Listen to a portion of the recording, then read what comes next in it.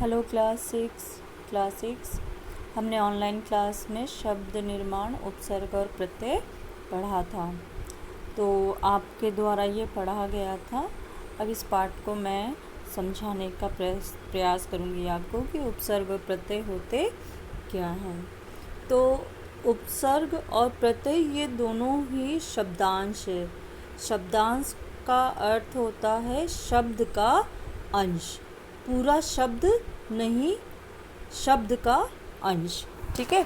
तो उपसर्ग और प्रत्यय दोनों ही शब्दांश होते हैं जो कि शब्द का अंश होता है। उसका अर्थ होता है शब्द प्लस अंश। तो पूर्ण शब्द नहीं होता है, शब्द का वो अंश होता है। तो जैसे यहाँ दिया है उप प्लस वन, वन तो शब्द है, उप ये शब्दांश है। और दोनों को जब जोड़ दिया गया यानी वन के आगे उप लग गया तो वो बन गया उपवन। उपवन यानी बाग बगीचा, और वन यानी जंगल होता है। तो उपवन बाग, फूलों का बाग बगीचा। औजार, जार है, जार में क्या लगा दिया है, औ लगा दिया है। सो ये बन गया है औजार।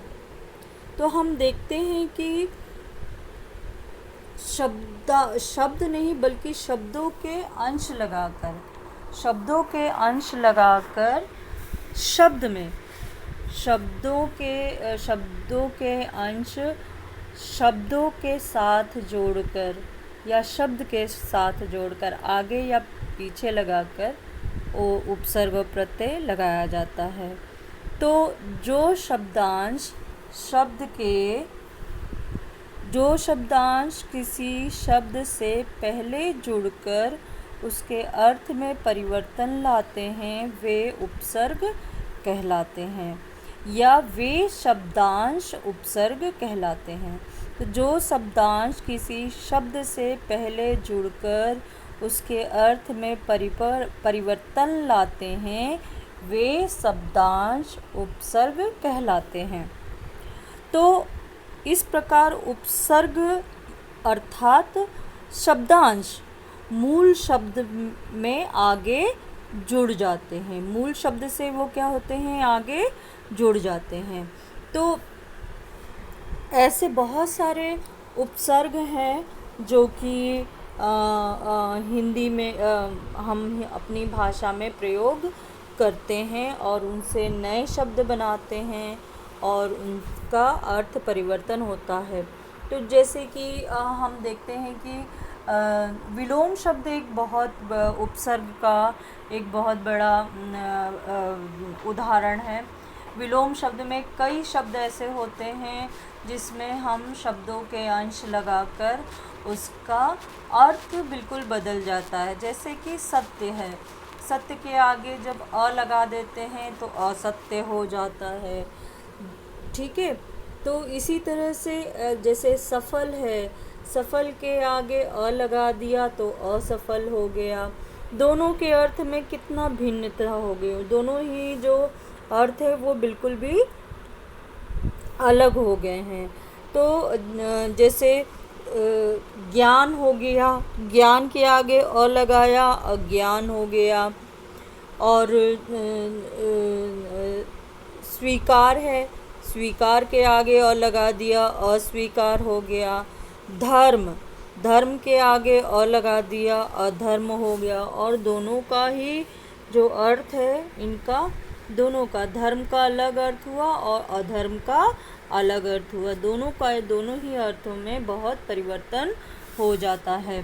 तो हम देखेंगे कि हिंदी में कुल 4 प्रकार के उपसर्गों का प्रयोग किया जाता है, यानी हिंदी भाषा में 4 प्रकार के उपसर्गों का प्रयोग किया जाता है। संस्कृत के उपसर्ग, हिंदी के उपसर्ग, फारसी के उपसर्ग की तरह प्रयुक्त होने वाले अवयव शब्द। अवयव शब्द भी होते हैं, और अवयव शब्द वे होते हैं, आपको पता है, जो अवयव को ही अविकारी शब्द कहा जाता है, यानी जिसमें किसी तरह का परिवर्तन नहीं होता है, ऐसे शब्द होते हैं। जैसे संबंध बोधक शब्द है, समुच्चय बोधक शब्द है, निपात है, विस्मयादि बोधक है, क्रिया विशेषण है, ये सारे अवयव शब्द कहलाते हैं। तो संस्कृत के उपसर्ग यानी संस्कृत शब्द के उपसर्ग। आपको पता है कि हिंदी भाषा में, हमने पहले भी पढ़ा था कि हिंदी भाषा में संस्कृत के शब्द ज्यों के त्यों जब प्रयोग किए जाते हैं तो उसे तद्भव शब्द, तत्सम शब्द कहते हैं, जैसी वैसी की वैसी हिंदी में। और जब वो उनका रूप बदल कर लिखा जाता है, हिंदी में प्रयोग किया जाता है, तो वो तद्भव हो जाते हैं।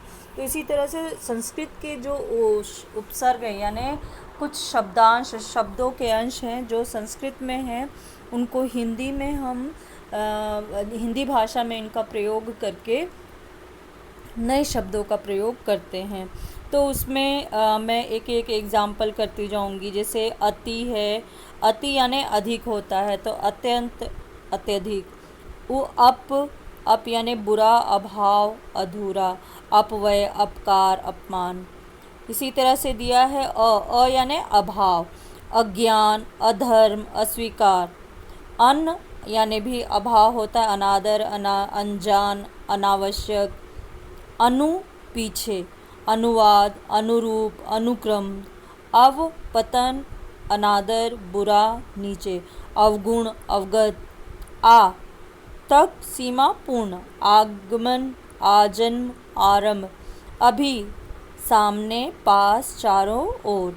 तो अभिशाप, अभिनव, अभियान, अभियोग। उप सहायक, निकट, छोटा।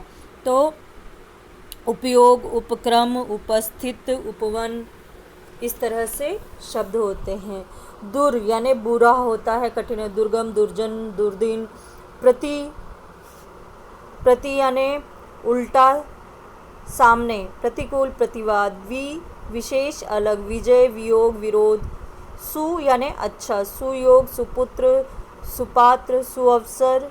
कु यानी बुरा, कुविचार, कुपुत्र, कुसमय। उत यानी श्रेष्ठ, उत्कर्ष, उत्पन्न, उत्कृष्ट। स के साथ, सफल, सहर्ष, सपरिवार, सघन, इस तरह के शब्द होते हैं। बिना या अभाव, अमर, अजर, अनाथ, अचल। यानी अधिक, प्रबल, प्रयत्न, प्रयास। यानी बिना। निर्बल, निर्जल, निर्धन, निर्दोष। ठीक है। फिर कुछ उपसर्ग जो होते हैं वो हिंदी भाषा के भी होते हैं। जैसे हिंदी भाषा के हम देखेंगे कि पहला हमारे इसमें है अन, है ना, अन है, लेकिन संस्कृत में भी अन है, लेकिन आप देखेंगे कि संस्कृत में जो अन है, न में हलंत लगा हुआ है, यानी उसमें अस्वर नहीं है। ठीक है। तो यहाँ पर जो है अन अभाव या निषेध के रूप में लिया गया है, सेम अर्थ में है। अनजान, अनकहा, ठीक है, और अनदेखा, अनपढ़। अध, आधा, अधपका, अधमरा। एक, कम। 19, 29, 39, 49, इस तरह से। बुरा या हीन। दुबला, दुख, दुविधा आदि। रहित, ठीक है, निडर, निकम्मा। बिन रहित, बिन देखा, बिन ब्याहा, बिन काम। भर, पूरा, भरपेट, भरसक, भरपूर। फारसी के उपसर्ग होते हैं बद यानी बुरा, बदसूरत, बदनाम, बदशक्ल। बे यानी बिना, बेकाम, बेअसर। कम यानी थोड़ा, कमज़ोर, कम दिमाग। गैर के बिना, गैर कानूनी, गैर ज़रूरी, गैर जिम्मेदारी। खुश, प्रसन्न, खुशनुमा, खुशगवार आदि। ला रहित, लाजवाब, लावारिस, लाइलाज। हम समान, हम यानी समान। हम शक्ल, हमराज, हम वतन, हम उम्र। ना बिना, नापसंद, नाबालिग, नासमझ। हर प्रत्येक, हर रोज़, हर दिन, हर बार, हर एक। ठीक है। आगे उपसर्ग की तरह प्रयुक्त होने वाले अवयव, कुछ अवयव जैसे अविकारी शब्द जो हैं, मैंने बताया था आपको पहले कि उनको भी उपसर्ग के रूप में प्रयोग किया जाता है। जैसे यहाँ पे चिर है, चिर यानी बहुत, चिरकाल, चिरायु। आगे दिया है इसमें कि पुनः, पुनः यानी फिर, पुनरागमन, पुनर्निर्माण, पुनर्जन्म।